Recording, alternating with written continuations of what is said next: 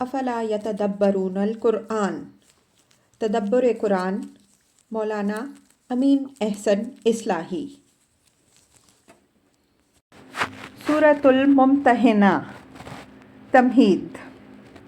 بسم اللہ الرحمن الرحیم۔ سورہ کا عمود اور سابق سورہ سے تعلق۔ پچھلی صورتوں میں منافقین کو اہل کتاب بالخصوص یہود سے قطع تعلق کا حکم دیا گیا ہے، اور یہ منافقین تھے بھی، جیسا کہ ہم اشارہ کر چکے ہیں، بیشتر اہل کتاب ہی میں سے۔ اس سورہ میں مشرکین مکہ سے قطع تعلق کا حکم دیا گیا ہے، اور خطاب خاص طور پر ان لوگوں سے ہے جو اسلام میں داخل بھی تھے اور دین کی خاطر انہوں نے ہجرت بھی کی تھی، لیکن اہل مکہ سے رشتہ داری کے جو تعلقات تھے اس کی زنجیریں ابھی انہوں نے نہیں توڑی تھیں۔ اس وجہ سے امتحان کے مواقع پر ان سے ایسی کمزوریاں صادر ہو جاتیں جو ایمان و اخلاص کے منافی ہوتیں، گویا نفاق کی بیخ کنی یا تطہیر مومنین، جو تمام مسبحات کا مشترک مضمون ہے، وہی مضمون اس سورہ کا بھی ہے۔ بس یہ فرق ہے کہ اس میں روئے سخن ان مسلمانوں کی طرف ہے جنہوں نے ہجرت تو کی، لیکن ہجرت کی اصل ابراہیمی حقیقت ابھی ان پر اچھی طرح واضح نہیں ہوئی تھی۔ ان حضرات کو ابراہیم علیہ السلام کے اسوہ حسنہ کی یاد دہانی فرمائی گئی کہ اگر ہجرت کی برکات سے متمتع ہونا چاہتے ہو تو حضرت ابراہیم علیہ السلام کی طرح اپنے سابق ماحول سے ہر قسم کا تعلق منقطع کر کے کلیتاً اللہ اور رسول سے وابستہ ہو جاؤ۔ سورہ کے مطالب کا تجزیہ۔ آیات 1 تا 3۔ جو کمزور مسلمان ہجرت کر کے مشرکین مکہ سے خفیہ روابط قائم رکھے ہوئے تھے، ان کو تنبیہ کہ جنہوں نے تم کو اور رسول صلی اللہ علیہ وآلہ وسلم کو تمہارے گھروں سے اس جرم میں نکالا کہ تم اللہ پر ایمان لائے، ان سے محبت کی پینگیں نہ بڑھاؤ۔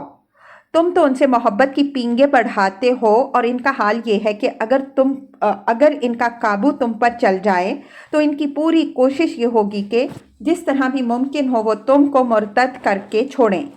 یاد رکھو کہ اپنے عزیزانہ تعلقات کی پاسداری میں اللہ اور رسول صلی اللہ علیہ وآلہ وسلم سے بے وفائی کرو گے تو قیامت کے دن یہ رشتے تمہارے کام آنے والے نہیں بنیں گے۔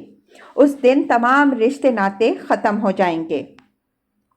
آیات 4 تا 7۔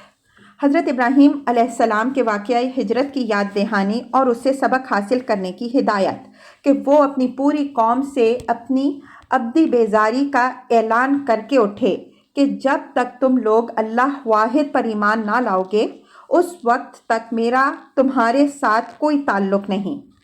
اسی ضمن میں اس دعائے ابراہیمی کی تلقین جو انہوں نے ہجرت کی آزمائشوں میں ثابت قدمی کے لیے فرمائی، اور اس امر کی بشارت کہ کیا عجب کہ جن لوگوں سے تم کو آج قطع علائق کا حکم دیا جا رہا ہے وہ کل اسلام سے مشرف ہو کر تم سے گلے ملیں۔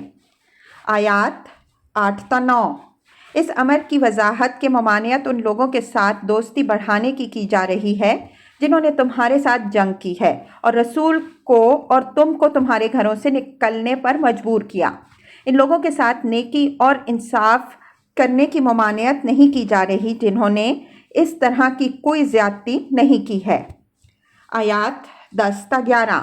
ان عورتوں کے باب میں جو مکہ سے ہجرت کر کے آئیں، یہ ہدایت کے مجرد اس بنا پر کہ وہ آ گئی ہیں ان کو اپنے اندر شامل نہ کر لیا جائے، بلکہ ان کے ایمان و اسلام کی تحقیق کی جائے۔ جب یہ بات پایۂ ثبوت کو پہنچ جائے کہ فی الواقع انہوں نے اسلام ہی کی خاطر ہجرت کی ہے، تب ان کو اپنے اندر شامل کیا جائے۔ اسی طرح جو مشرکات مسلمانوں کے عقد میں ہیں ان کو بھی اپنے عقد میں باندھے رکھنا جائز نہیں، بلکہ وہ آزاد کر دی جائیں اور آپس میں مہروں کا تبادلہ کر لیا جائے۔ آیت 12۔